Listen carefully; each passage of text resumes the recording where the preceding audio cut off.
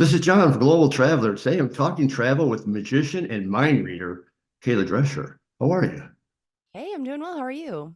Very good. I got a lot to talk to you about the magician and the mind reader bit. First, could you give a little background of yourself? Yeah, so I have been doing magic since I was 7 years old, and I didn't think I was going to do it as a career. I had, gone off to college and studied other things, and I got a real job in the real world and said, "Oh, I hate this. Let's do magic." And I've been doing it professionally since 2012, 2013-ish, and I've traveled all over the world performing for people in different languages and every. It's a really, really amazing job to have. And so now I'm here in Chicago and it's great. Well, welcome to our city. When we're recording this, there's a potentially a blizzard coming. We don't know. There's a little bit out there now, but we're all good. Um, is the mind reading part, is that part of the magic, or are those two separate things? Um, if you were to ask a magician or a mind reader, the answer is they are two separate things. And being a magician has a very specific definition in the industry, and being a mentalist or mind reader has also a very specific definition, and they don't often cross over. If you were to ask an audience member, it's all kind of under the same umbrella. It's too specific. Like it's like asking an engineer, "Oh, how does this thing work?" And they have a million different ways of explaining it, but really I have no idea what they're saying. So it's kind of the same. It's like the inside industry stuff that most people don't really get to see or hear about. But to an audience, it's all the same. It's all part of the same umbrella of magic. So to you, are they both part of your act, or are they two separate acts? Well, I've been doing magic for so long that there are some things that magic specifically, and not the mind reading aspect, for so long that I don't want to give up some of what I've developed over the years because it's too much fun. I love performing it, but I am mostly a mind reader and the majority of the show is mentalism. So there's a little bit of magic mixed in there, but for the most part, it's the mind reading stuff. And you've traveled all over the world. Are the audiences different, and do you have to tailor your act a little bit towards, an audience depending where you are? Oh, big time. Big time. You know, I've performed like all over the US, and so even just state by state is completely different. And sometimes you have to tailor it in the moment because you don't actually know what the audience is going to be like. But then there's also, if you go up to Canada, people are just so happy that you're there that you have to work so much less. Canadian audiences are some of the best because you just walk out and they're like, "Yes, you're here. Thank you. We love you already. You've done nothing."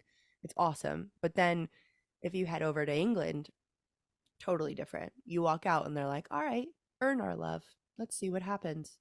And so you do Hmm. have to work a little bit differently, but um I my sense of humor and my style of performing can easily kind of mold into whatever the audience is interested in and excited about.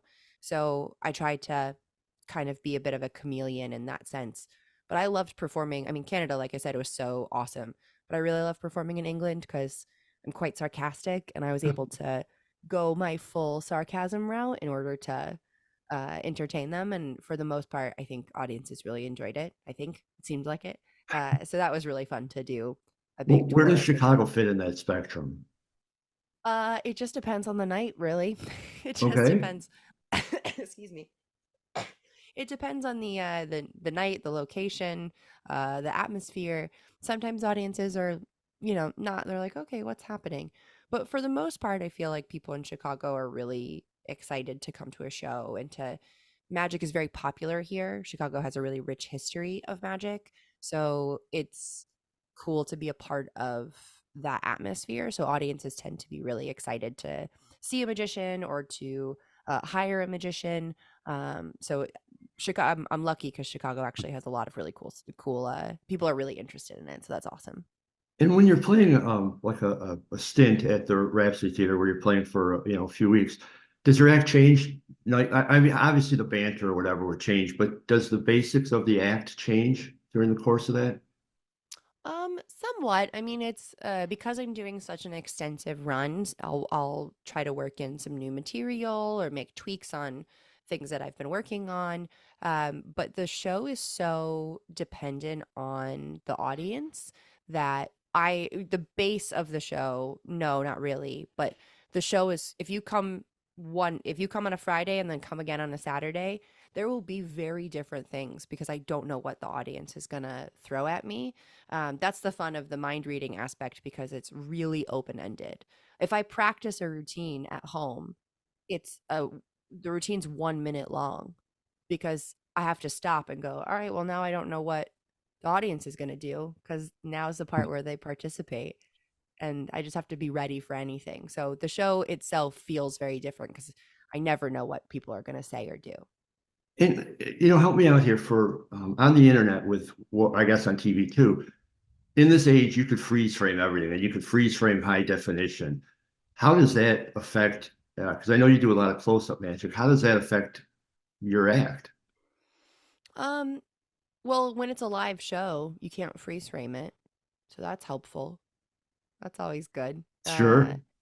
So I don't do a lot of like social media Okay. performing, at least not at this time. It's always something that I'm trying to get more into, but it is quite difficult because a lot of magic does rely on finding the little gaps in our vision, like how we think, and then using that to our advantage. And so, we all know the term misdirection, where I try to make you look or pay attention to something else while doing something where you're not paying attention.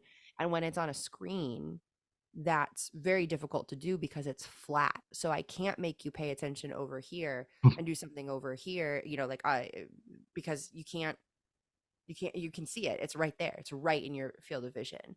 So, and then of course as you said, you have the option of high def and slowing things down and freeze frame. So all of that does affect a lot of how we would perform on camera. But in a live show, I get to play with all the things that I know and love about how people think. So it's not an effect if you're coming to the show, which I think makes magic better anyway, if you get to actually see it live.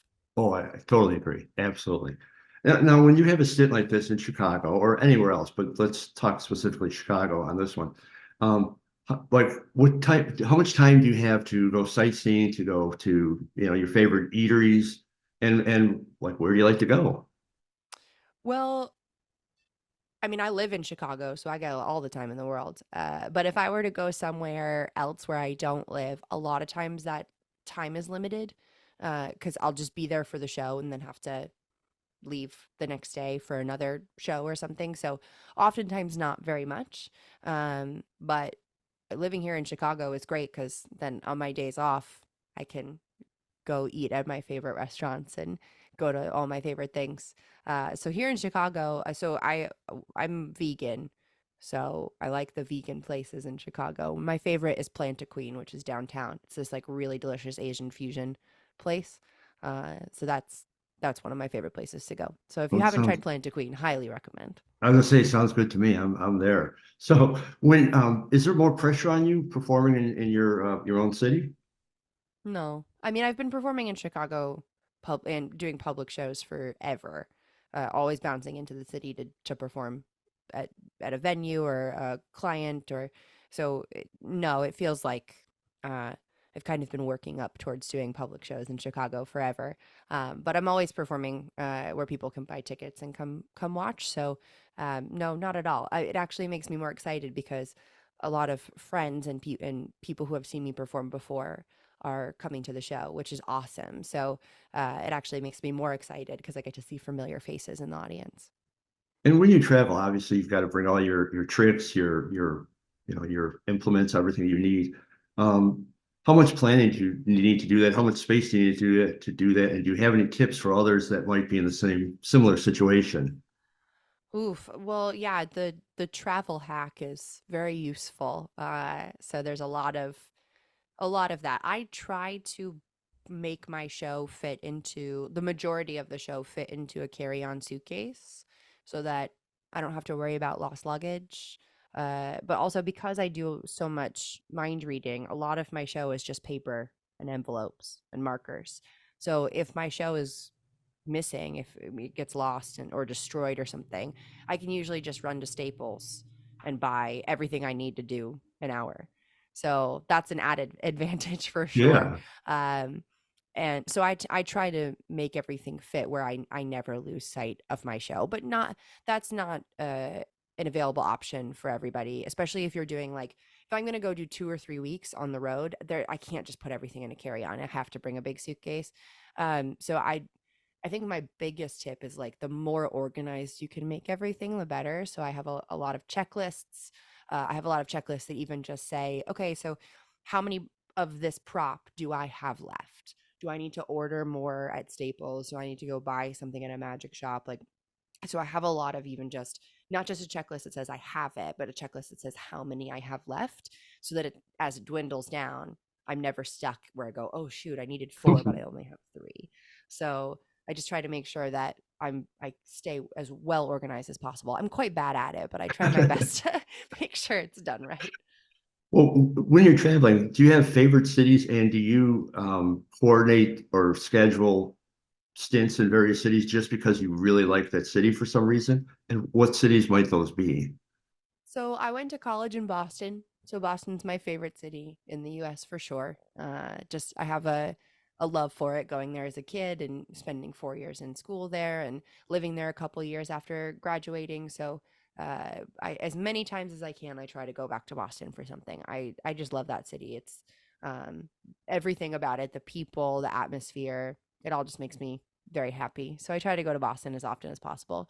Um, and we lived in LA for almost 10 years. So anytime I can go back and see friends and uh, do shows there, that's always awesome. And it's warm. Like we were just there over the holidays. So it was really nice to be in a warm atmosphere for Nice. a couple weeks, before this blizzard hit.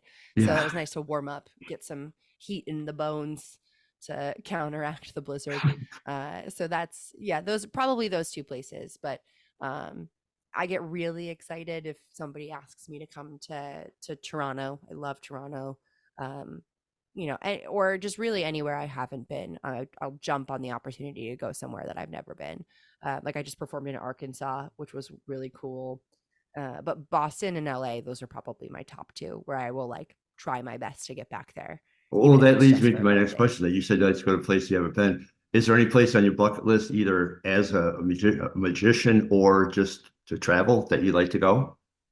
So I do have the goal of getting to all 50 states and all 7 continents.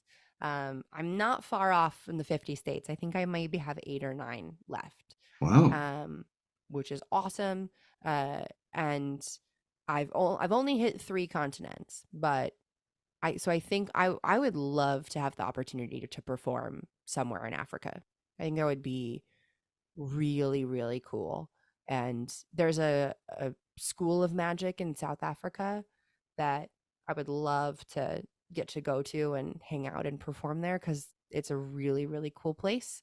So I think Africa would be my biggest, somewhere in Africa would be my biggest bucket list item. Nice. Now, before I let you go, this is your time. Tell everybody where they could find you online. Talk about your show in Chicago if you'd like, whatever you'd like. So you can find me on all of the social medias. It's Magic in Heels. Heels like your shoes, not like a doctor. I have to say that for a reason. And so Magic in Heels. And then my website is also magicinheels.com. And you can find out about my run at the Rhapsody Theater in Rogers Park. You can either do that on my website or and my social media, or you can go to rhapsodytheater.com and get tickets there. But the run will be now, which is January 12th through February 10th. It'll be Thursdays and Fridays at 7:30 p.m. and Saturdays the shows are at 2 and 7:30. So yeah, come on out. We'd love to have you in the audience because, like I said, the show is very short if nobody is there. So please come out. And yeah, that would be great. Thank you so much. Well, before I let you go, I do have to mention I really one of the best single performances I've ever seen. You probably heard this before. Your act on Penn and Teller show was just amazing on like 10 different levels. It was one of the coolest things I've ever seen. Oh, thank you. That means a lot. I do it in the show as well, so it's really I still love performing that routine live. But thank you. was a really cool routine that was born out of some like really rough times in life, but it turned into something that I'm very, very proud of. So I'm glad that you enjoyed it. Thanks for telling me. It's awesome. Awesome. Kayla, thank you very much. It's been a pleasure talking to you. Stay warm, stay dry, and good luck in the at Rhapsody Theater. Thank you so much. I appreciate it. Thanks for letting me come on and chat. It was great to meet you, and hopefully You see you too. soon. Thank you.